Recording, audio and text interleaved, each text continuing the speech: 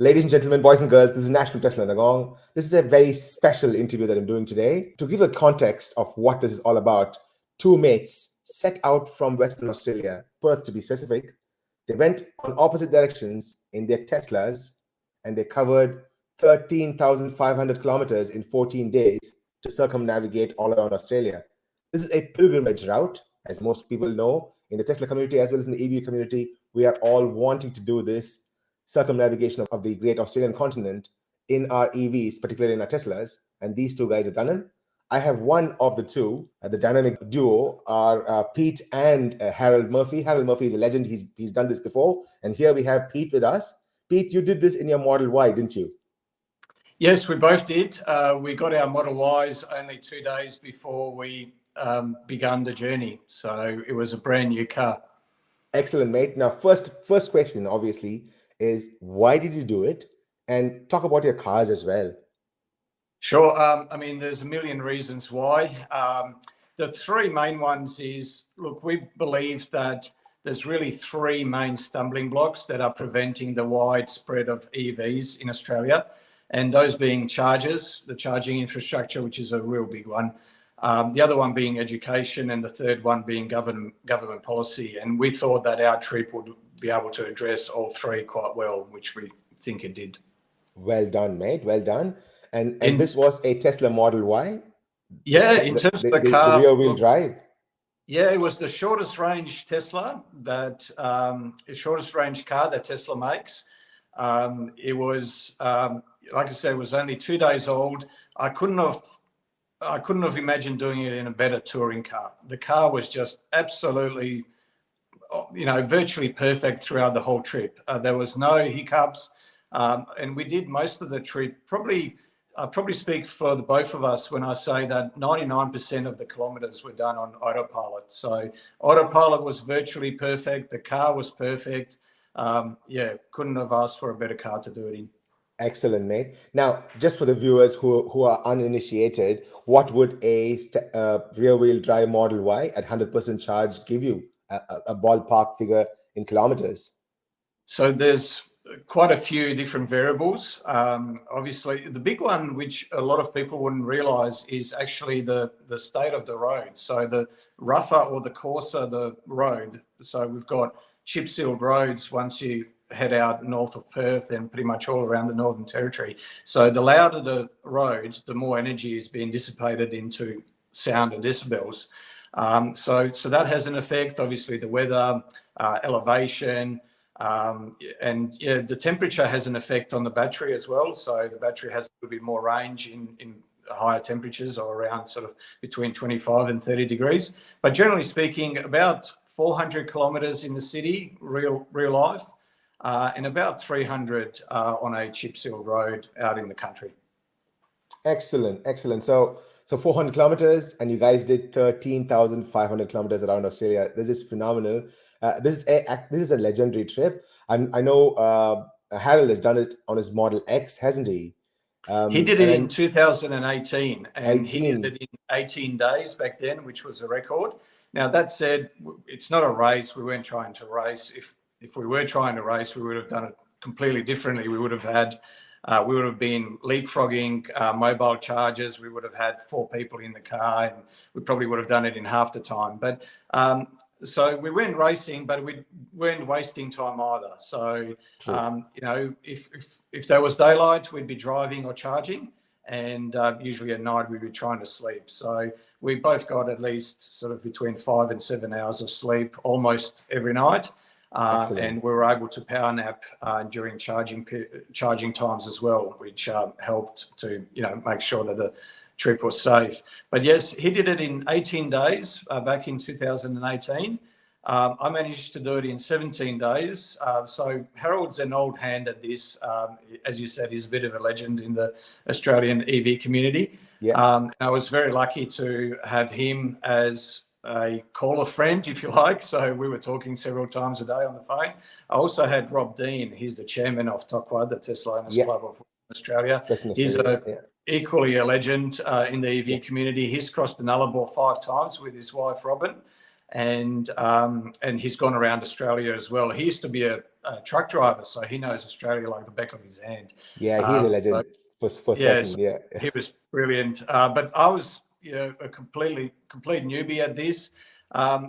Look, I'm obviously not new to EVs. We've been a 2 EV family for over 6 years. We've got 3 Teslas at the moment with Model Y. But yeah, I've had my Model Y for 3.5 years. So, sorry, my Model 3 Performance for 3.5 years. So not new to EVs, but I've never been any further north than Broome in a car or a plane or any other form of transport, let alone an EV. So, yeah, very new to long distance driving, that's for sure. excellent, mate. And what sort of prep do you have to do before you started on your journey? Obviously, you want to plan and stuff like that. People always have this question: what about tires and stuff like that? What are the cables that you had to take? Any apps that you prefer to sort of download and keep in your repertoire?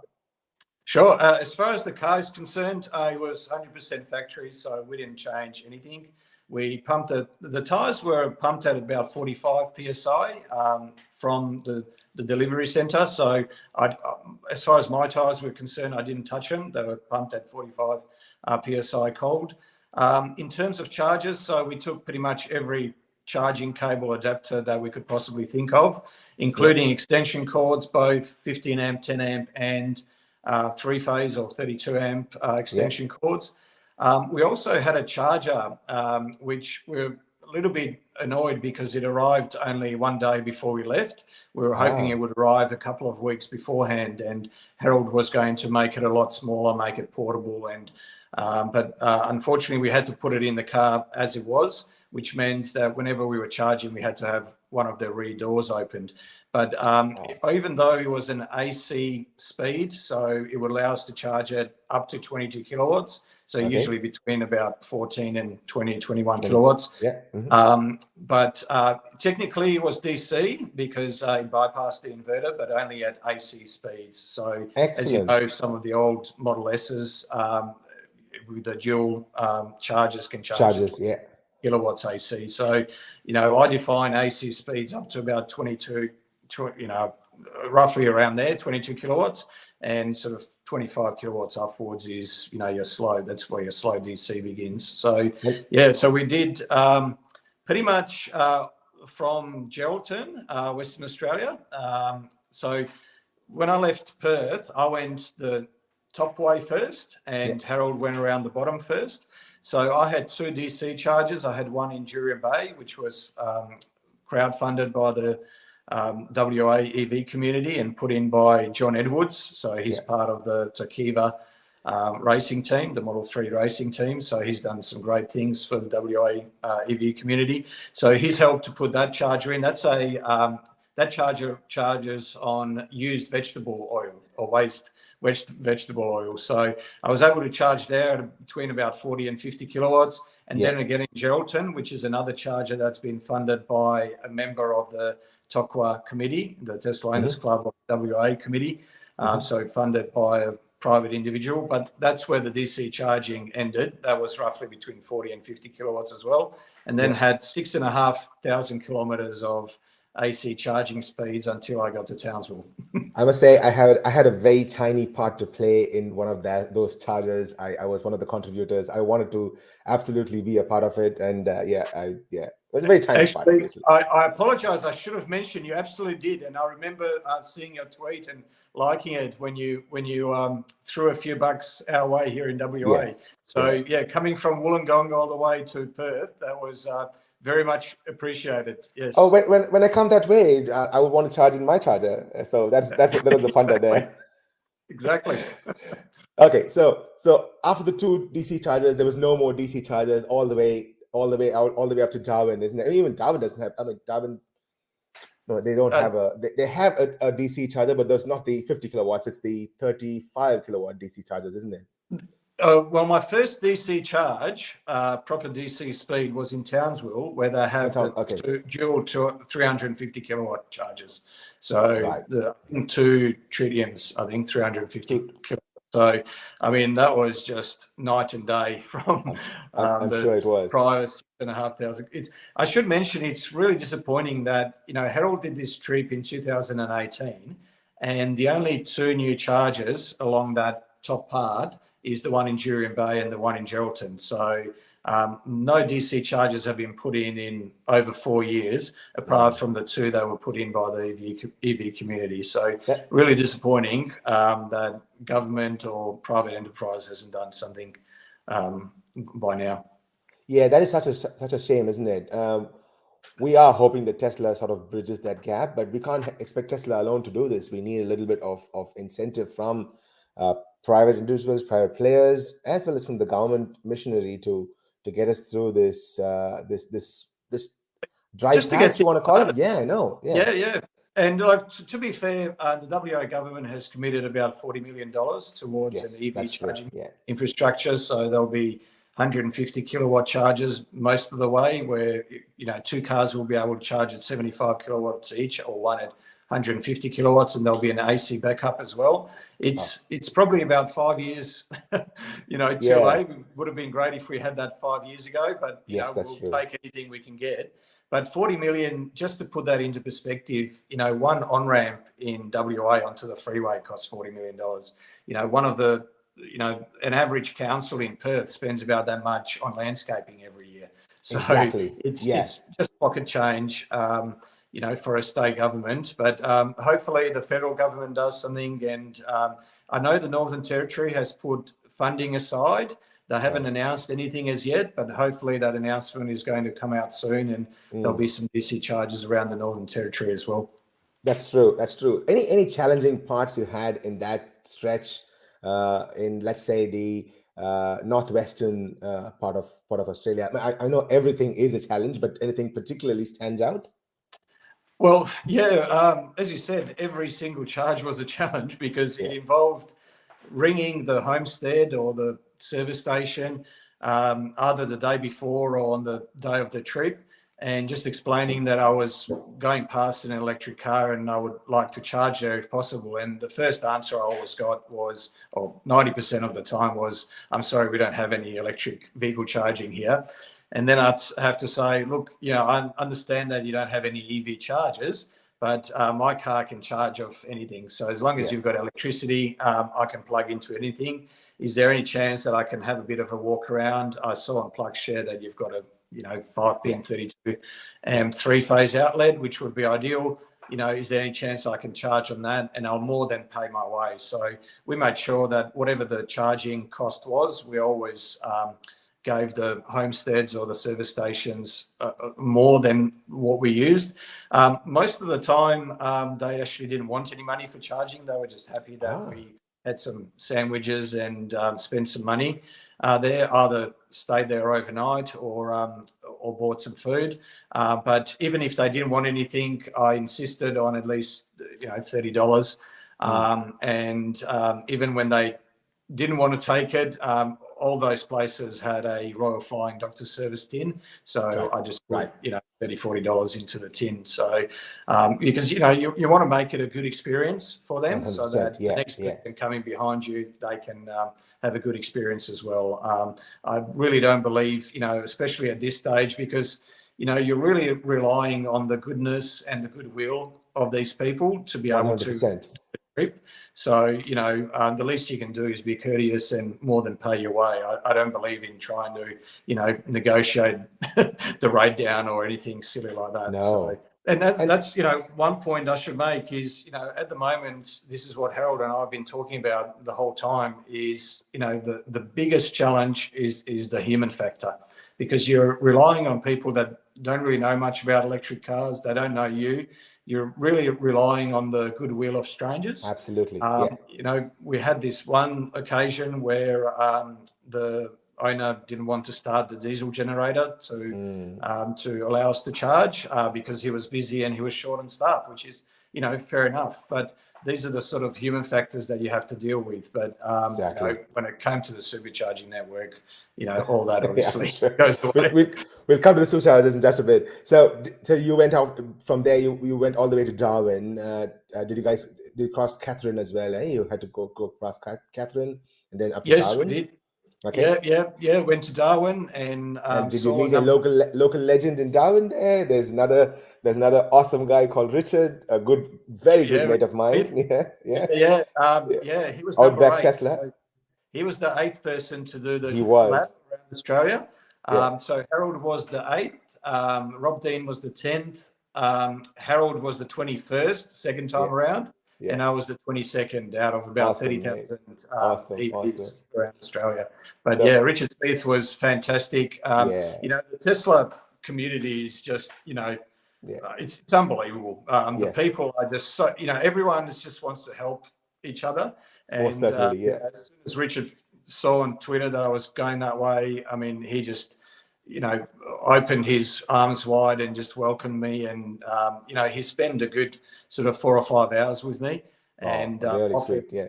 you know, to have me stay there overnight and all the rest of it. Yeah, he's just a very generous man. He's a lovely gentleman. And now that you mentioned that, he has his Model X, which has a dual charger as well. That's true, yeah. Yeah, So 20 kilowatts of AC charging. that's true. So his car has the dual charger, and then that's when Tesla decided to do away with that, and then they just had the one charger come into our cars. I think it was 2018. Yeah, mine was a 2018 Model X, and I don't have a dual charger. I didn't have an option to choose a dual charger either. So I believe his was 2017.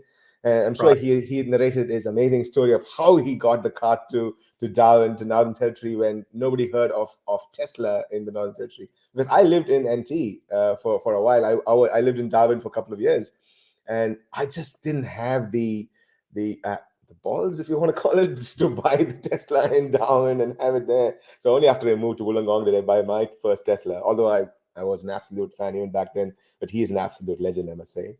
He is absolutely, yeah. And you know, that's one of my regrets. I had Model X number 39 reserved. So I put my $6,500 down in 2014. But there was an article, or there was some rumors saying that the car could come out around the $120,000 mark in Australia. And I thought, at that money, I thought that was just a great deal. So I put my money down. But then I think it started at around $200,000. And I just thought, oh, look, that's a little bit too rich. I'll wait for, you know, maybe a Model 3. But yeah, it's one of those things that I've lived to regret. The best time to buy a Tesla was yesterday. That's true. That is, yeah, I was going to say now, but yeah, that yesterday is actually the right word, I suppose. That's true. Yeah. So after Darwin, that part all the way up to Cairns, how did that work? Yeah, that is a crazy stretch. That one, I would probably imagine that it was crazier than the northeastern seaboard. The northwestern seaboard is a little on the other edge, extreme edge as well, isn't it? Yeah, so the challenging parts, so I had a pretty big test fairly early on. So Broome in Western Australia to Fitzroy Crossing, that's 400 kilometres, and there's basically nothing between. And, you know, with the car having a 300 kilometre range on those sort of roads, it had to be a little bit creative to make it. So basically it's all about slowing down and managing your energy consumption. And then there's another stretch in Queensland, sort of Camel Wheel, 3 ways around those parts, another roughly 400 kilometre stretch, but Barkly is in between. There's only 15 amp or caravan socket charging exactly there. Yeah, there's no 32 amp either, isn't it, even in the caravan parks? Well, we found one. Okay. But it was running a artesian well. Okay. We didn't want to disconnect the water to the whole and we didn't even bother asking. So but you know, they do have some good 15 amp power points, even some with 20 amp breakers, which was good. Unfortunately 15 amp is all you can do, but that's where Harold and I actually met. That's where we crossed paths. Right. And so we stayed the intersection point was there. Okay. Was in Barkly. Yeah, Barkly Homestead. Excellent. Oh, lovely, mate. Lovely. That's amazing. And did you guys have to use your extension cable at any point at all? Yeah, quite Because often. Richard's video as well, where he had to use, there was once where he had to like jump a fence because it locked the doors and stuff like that. I remember that one. It's crazy. It's I was, I've been saying that we've got third world charging infrastructure I in that part know. of Australia, but that's actually, you know, talking it up, because it's not third world charging. There No, is no charging. There are no exactly. chargers. So Exactly. it's even, one notch below third world charging. So so you've got to be creative. You've got to try and get power from wherever you can. And sometimes it means, jumping fences, putting extension cords under fences. So I use my extension cord, a good half a dozen times at least, mainly the 32 amp one. But just so no one gets the wrong impression, we never, plugged anywhere where we didn't have permission to plug. True. Yeah. So no trespassing. Absolutely. No, Yeah. no stealing power. Yeah. No, you No guys are stealing actually 5 hours worth of power. That's true. You guys are actually ambassadors for the whole EV movement here, and we don't want anybody to get the wrong impression. And and you know how fraudsters and news agencies will blow it up out of proportions. Yeah, exactly. Absolutely. So yeah. we were very clear with sort of the goals. So goal number 1 was to arrive in one piece. Goal number 2 was for the car to get back in one piece. Goal number 3 was to spread goodwill, talk to the homesteads about charging, etc., education, etc., collect some data for government policy. And number 4 was to get home in a reasonable time. So you guys have done really well. This is a momentous journey of something I would love to do. I'm waiting for a couple of things to happen, and then in a Cybertruck for sure we want to do this. But even before a Cybertruck, I want to do this. When the Cybertruck comes out, there'll be traffic jams on the Nullarbor. Yes, 100%. I would say, yeah. Now I'm waiting for the Geelong batteries to come out, because I want to do this as a pilgrimage and then do the trip all around. That's my excellent. Yeah. Let's see. Fingers crossed. I highly recommend it. I'm still pinching myself that I did it, and still pinching myself that I did it in 17 days, which was the fastest time for a first timer and the second fastest time overall. Like I said, we weren't racing. We weren't, it was we didn't want to wait when we didn't have to. We weren't sightseeing. It was all about, the trip and the mission and spreading the word.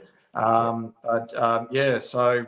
highly recommend it. That said, if you've never had an EV and you've just got an EV yesterday, I wouldn't recommend jumping into an EV and heading across the Nullarbor. It is at the moment, it is for the more adventurous the enthusiasts. Yeah, that's true. Enthusiasts, exactly. But look, in 18 months to 2 years' time, there'll be fast DC chargers everywhere, and it will be very straightforward. It won't be that challenging. Yeah. Okay, now that you've segued into this DC chargers, so how was the sweet taste of supercharging network? And most importantly, my favorite, I have told this ad nauseum to everyone, the Queensland EV superhighway. Oh my God, that is an amazing place to be. So talk to us about that. In Townsville, basically, or the TC charger started in Townsville. But I charged on the Queensland electric highway. Would have been at least 6 or 8 charges, 6 or 8 times. And it was a positive experience every time. But I would still rate that. I mean, it's fantastic, but I would still rate that, a notch below the Tesla superchargers. Nothing compares to the superchargers, for a number of reasons. So, I've always said that really the benchmark for EV chargers should be petrol stations. It should be as convenient, if not more, and as reliable, if not more, and as easy, if not more, than a petrol station. And you'll go to a petrol station, and yes, it's not uncommon for 1 or 2 Bowsers to be out of commission. But that's fine, because there's still another 8, and even if there's another 2 or 3 cars fueling up there at that time, you still know that you possibly may not have to line up unless the petrol is very cheap that day. That's true. But it seems like Tesla is the only charging network that sort of gets that. So with the superchargers, there is no one station with less than 3 stalls. True. And which is great, which means that even if 2 are taken or if 2 are out, you can still charge. You can fuel up at a petrol station because you can drive through. But it seems that for, I understand the reason why. It's to do with economics and real estate mainly. aspects. But sometimes chargers are designed or configured with a reverse in only option for no other reason but because that's how the last one was done. So rather than sort of thinking, as Elon likes to say, from first principles and just trying to think, what's the best way to do this. But yeah, Keith was excellent. It had 3 charges where you had to reverse, and 1 which was ideal for on the side for the tow. Yeah, I've seen a couple of them like that, but all the other new chargers that's coming up, it's only reverse only. But the only good part of that is they do have a little bit of space in the side for you to park your trailer, come back, but it's extra time waste. And yeah, that's true. It'd be nice if we could just go in and come back. But before we go into the superchargers themselves, I want to talk to you about the non-supercharger DC experience, because I did a trip 2019 it was 2018 it was 2018. So I did a trip from Wollongong all the way down to Melbourne, then Great Ocean Drive to the 12 Apostles, and then we did a trip back. The onward journey was completely non-supercharger networks, and back in 2018, the state of the non-supercharger DC network that was in Australia, particularly in that stretch. And the return was completely supercharger. So I want to do a comparison, so to speak. And I've always noticed that the ones with a single charger or the dual, or the 2 50 kilowatt DC chargers are not the best experience. I had to roll into one place where it was not working. I had to, again, very similar to your experience, I had to rely on the goodwill of the cafe owner to help me charge a little bit so that I can go to the next supercharger or the next DC charger to sort of top up till I go there. And that is something which I always wanted to talk about. That's the experience for every EV owner. We want something which is a connected network, more than 2 at the very least, or at the very least 2, but which is connected. At least beforehand whether it's working or not. And third is we want one app to rule them all. If you can get PlugShare is great. There's no denying it. But PlugShare and a better route planner, both of them are phenomenally good, and they have sort of stepped in and done what a single app from an EV network should be doing. Except you can't initiate a charge using those apps. So you need another app to initiate the charge. Exactly. So that was the great thing about the Tesla superchargers is there was no apps. You didn't have to worry about internet access or connectivity. You didn't have to worry about the chargers. You could rely on the chargers. You could rely on being able to charge. Tesla claims a 99.96% uptime because they have at least 3 chargers at any one station. And the 2 as a minimum, I would have said that would have been good maybe 3 years ago. But not anymore. Look, our penetration rate for EVs in Australia is roughly about 2.5% at the moment, which is roughly where New Zealand was only a year ago, and now they're at 11%. So, this is the growth that could happen in Australia as well if the government policy was right. So, we need some sort of an vehicle emission standard. That's the number one thing. Number 2 thing, which Robin Denholm has highlighted as well, is Australia seems to be the one place where it just takes, I think she quoted 2 to 3 times as long to get a network, for the network integration to study both the desktop. It's mainly the desktop, the electrical engineering studies that just seem to take an extraordinarily long time. Now I would say, look, 4 or 5 chargers in any one location or 4 or 5 stalls should be a minimum because we're not building those chargers for, the 2.5% penetration rate because that was historical. That was in the past. We're building it for the 11%, the 15, the 25. I believe that, future focused. You look globally, we're at 12% roughly, actually a little bit more than that now in terms of EV EVs as a proportion of new car sales.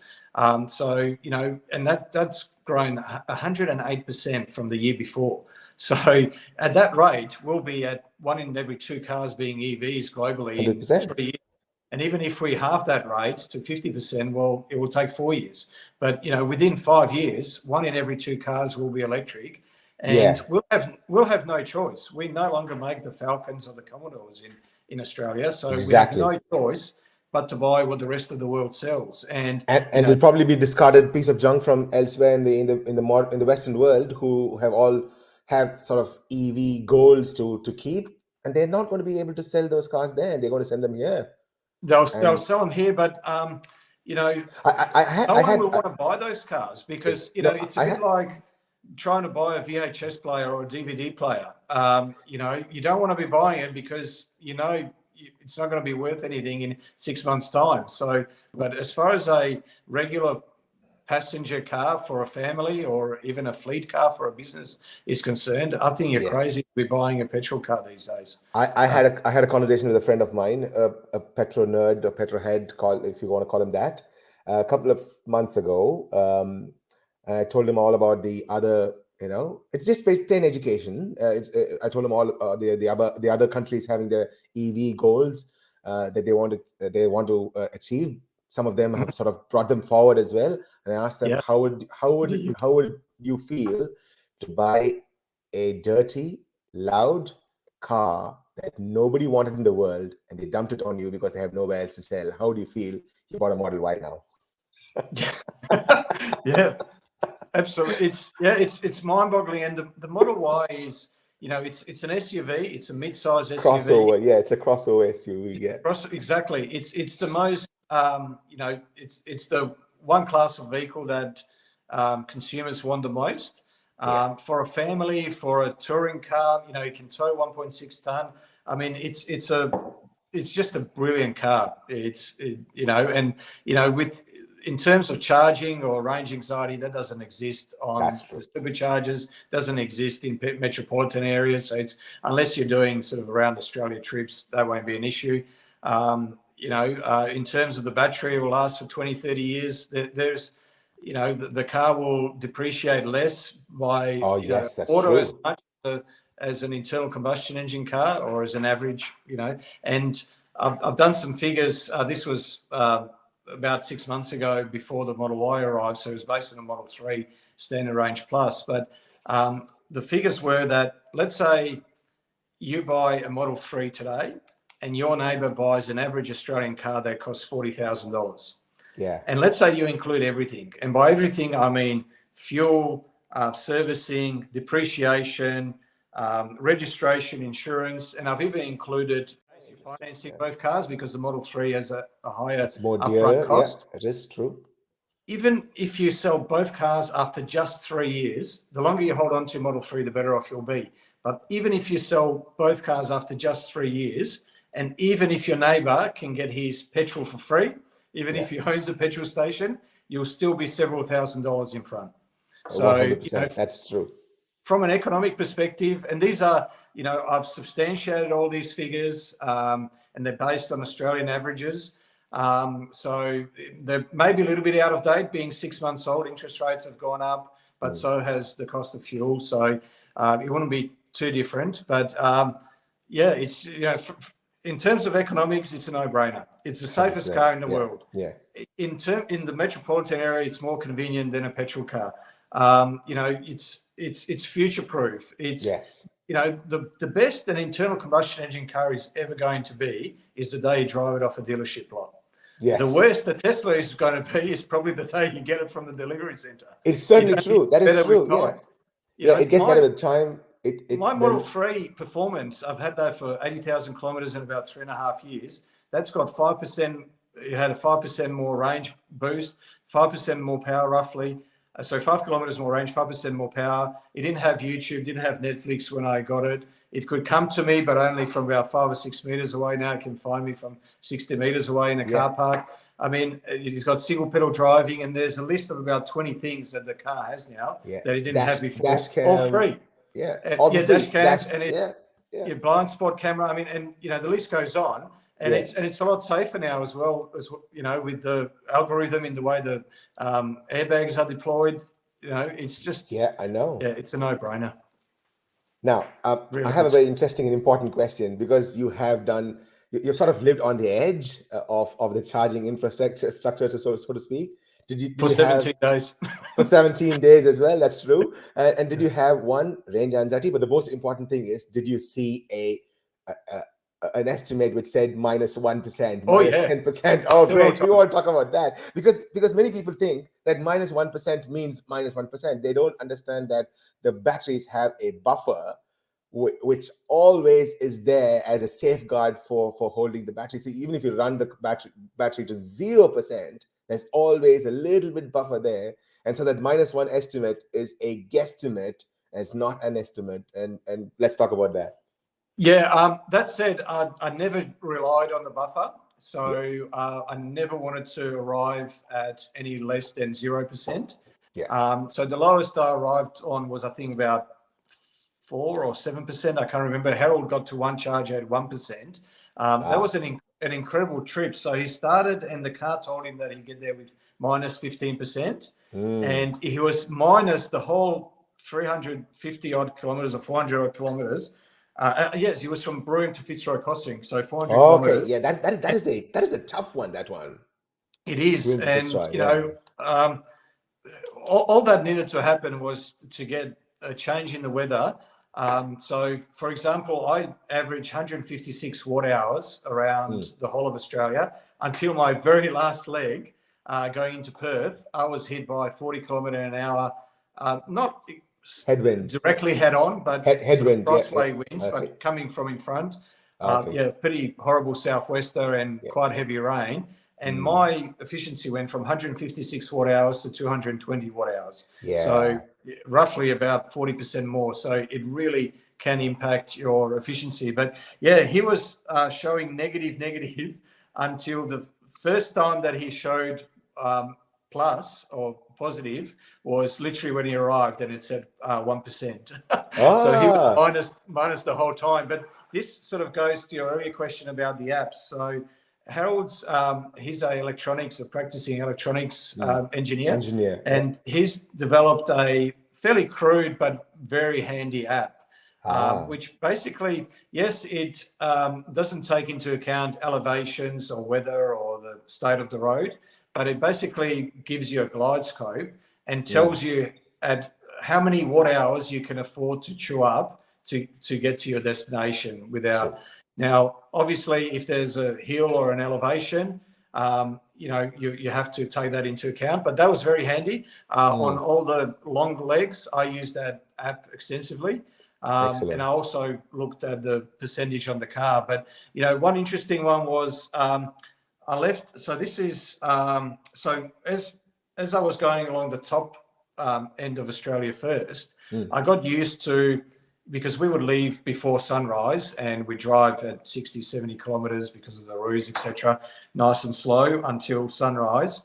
And that allowed us to put a little bit of extra range, you know, have a little bit of extra range. Yes, true. Well. We just have to, so we have to make mention of this to the uninitiated. So unlike a petrol car, the slower you drive, the more range you get in an EV. People don't understand that there is something called hypermiling. This is not exactly hypermiling, but there is something called hypermiling where you can get more range in your car when you're not throttling it, when you're not floating the gas, so to speak. So and in an internal combustion engine car as well, you know, if you drive it like you stole it, you'll your consumption will go through the roof. So yes, that's true. So we drove very gingerly on those long drives. In terms of hypermiling, yes, you could try and sit behind a truck or a road train, and I had to do that on a couple of trips. I did it safely, though. I had it on autopilot, and on the Model Y, interestingly, it won't let you go to Index 1. It only lets you go to the second level, which is a good sort of 5 or 6 car lengths from the car, so it's still safe. But yeah, even with that, it's a bit of a trade-off, because if that truck is, you know, if the shape of it isn't that doesn't give you enough of a draft, then it's aerodynamic draft. Yeah. If the truck's going too fast, and there were some trucks going 110k an hour, and that was too fast for me.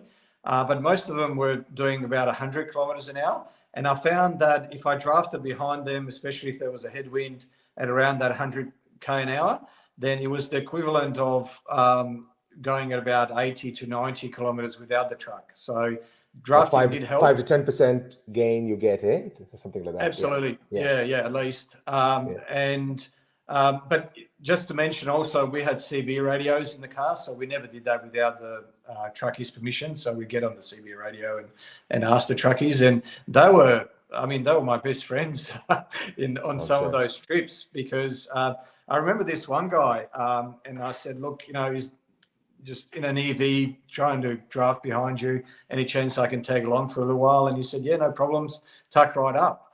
And then he said, and feel free to turn your lights on as well. And this was before sunrise. And I thought, I've got my lights on. Surely he's not talking about my high beams. And so then I got on the CB radio again, and I said, oh, did you mean my high beams? And he said, yeah, mate. And I said, is he talking about a strange request directly behind him?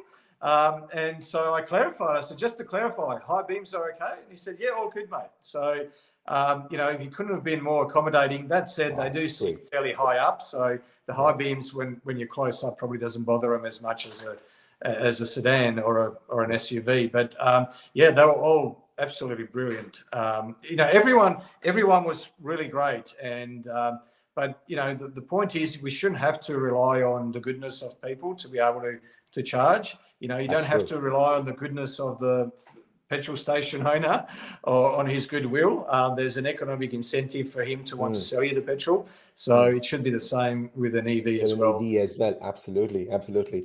Mate, before we wind up, couple of very interesting questions. One, was the weather favorable all along? Obviously, it's a vast continent as Australia. Weather changes, the terrain changes, the landscape changes. The second most important thing, did you have any interesting tryst with our friendly little Skippy along your trip? Yes. Harold mentioned. So we did achieve getting the car back in one piece, and we got him back in one piece. That said, Harold did have a little bit of a black trim from one of his wheel arches that was missing, where he happened to. But that was, he probably could have gone back and got it and just put it back on. But yeah, he didn't have any damage on his car. I was behind a truck for a couple of hours, and there was a bit of rubber that started flapping around. And so I made it a point to make sure I focused on that rubber, and if it came off, to obviously hit the brakes. And for 2 hours, I was focusing on this flapping bit of rubber. And then I ended up getting a phone call, hands-free, of course, but still, it was from a person I couldn't quite place where he was from. It was a person that were just doing some raising for Tokwa, and we're using our Teslas for his wedding. But initially, I couldn't quite place him. And as I was trying to work out where he was from, in that exact moment, the rubber went. It bounced right in front of my car, and I thought it's too late to brake. And it hit my number plate and then went away. So it did buckle the number plate a tiny little bit. But yeah, I did have one Roo that I sort of encouraged to get out of the way with a little nudge. But yeah, I didn't hear any impact, but I did see it just sort of slip and go on its side. So I don't know if the Roo sort of slipped or if I nudged it. But I've got to get that vision off the dash cam. I have a Roo video on one of my trips to Canberra, and it just jumped in, and I was like, okay, this Kippy is gone, but then he jumped off the way. It was a small one, so he was able to. He was quite nimble, and he was able to go. The large ones, there's no way he would have probably rammed in right away.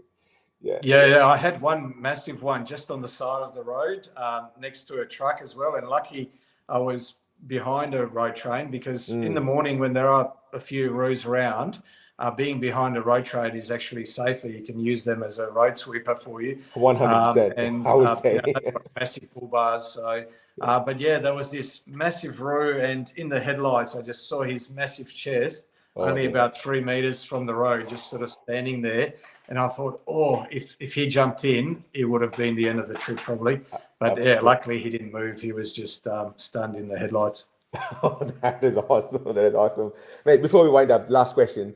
What sort of advice would you give somebody who wants to do this trip now, today? What sort of advice you want them to go through?